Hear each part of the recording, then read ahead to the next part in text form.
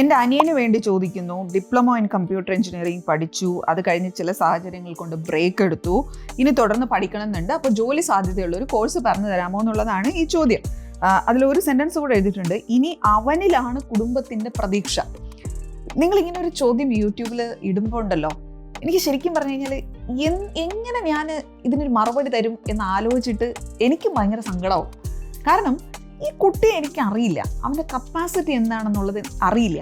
അപ്പോൾ ജോലി സാധ്യത ഈ ഒറ്റ കോഴ്സ് പഠിച്ചാൽ ആ കുട്ടിക്ക് ഉണ്ടാകും എന്ന രീതിയിൽ എനിക്ക് എങ്ങനെയാണ് ഒരു റിപ്ലൈ തരാൻ പറ്റുക? നിങ്ങളൊന്ന് ആലോചിച്ച് നോക്കൂ. ആ കുട്ടിയുടെ ആപ്റ്റിറ്റ്യൂഡ് എന്താണ്, പാഷൻ എന്താണ്, അവൻ്റെ ഇതുവരെയുള്ള സ്കിൽ സെറ്റുകൾ ഏത് ലെവലിലാണ് നിൽക്കുന്നത്, അവൻ്റെ പഠനത്തിനോടുള്ള ഒരു താല്പര്യം എത്ര ലെവലിലാണ് നിൽക്കുന്നത്, ഫൈനാൻഷ്യൽ എബിലിറ്റി എന്താണ്, ഇങ്ങനെ ഒരുപാട് കാര്യങ്ങൾ ഇതിൽ ബാധകമായിട്ട് വരും. അപ്പോൾ കുടുംബത്തിൽ എൻ്റെ മൊത്തം പ്രതീക്ഷ അനിയനിലാണെന്ന് പറയുമ്പോൾ എന്നെപ്പോലെ ഒരാൾ ഈ കോഴ്സ് അങ്ങോട്ട് പഠിക്കൂ, അപ്പോൾ ഇതിന് ഉടനെ ജോലി കിട്ടും എന്ന് പറഞ്ഞിട്ട് നിങ്ങളത് എടുത്ത് പെട്ടുപോയാലത്തെ അവസ്ഥ ആലോചിച്ച് നോക്കൂ. അപ്പോൾ ഇങ്ങനെയുള്ള ചോദ്യങ്ങൾ നിങ്ങൾ എന്നോടൊന്നല്ല ആരോടും ചോദിക്കരുത്. കാരണം ആർക്കും ഇങ്ങനെ ജനറൽ ആയിട്ടുള്ളൊരു സ്റ്റേറ്റ്മെൻറ്റിന് ഉത്തരം തരാൻ പറ്റില്ല. അങ്ങനെ ഒരു കോഴ്സ് ഇല്ല.